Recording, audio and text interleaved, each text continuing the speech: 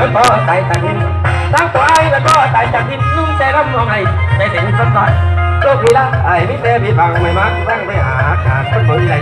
เป็นจังไรนี้กันสิอดสากันเป็นจังไรนี้กันสิอดสากันบ่ต่อกันกับผมต้องรบติดติดทวนก็น้องผู้เดียวรับที่มีเหี่ยวให้เหี่ยวเอาเต่าเขาบ่มาที่ล่าใครอย่างที่นั่งดูเอาเด้อสู่ที่ขอเป็นแม่พานเอาเด้อสู่ไอ้ขอเป็นแม่พานในสำรันจะดองของสวรรค์ยังว่าน้องอ่อนจากนี้คนจีบปากก็ยิงคนช่วยเฮ้ยจะมาโต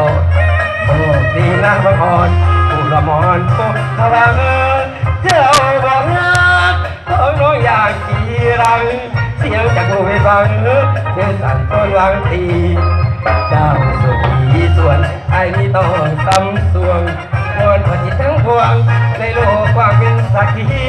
กับพูดแพ้รักยังก็น่าด้วยความดีสลาเร็วสามีคุณบ่มีขอมีจากไปไ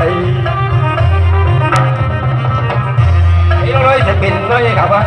ไอ้น้อยจะเป็นน้อยกับวันเมื่อประวัติเดียบจำพระบทจำเต้าขึ้น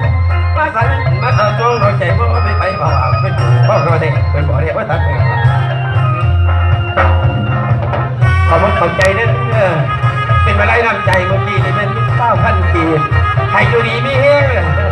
ให้ขึ้นมือนี่9,000มือให้ได้10 กว่าล้านเริ่มพี่น้อง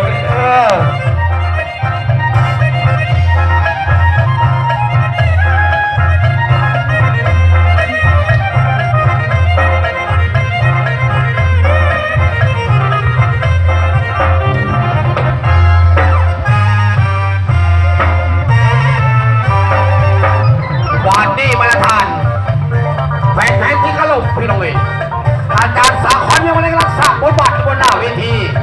2018ที่เป็นอะไรขอท่านประธานที่มีเกียรติขอจุมือสุเกียรติกับประธานเป็นพี่น้องบ้านเฮา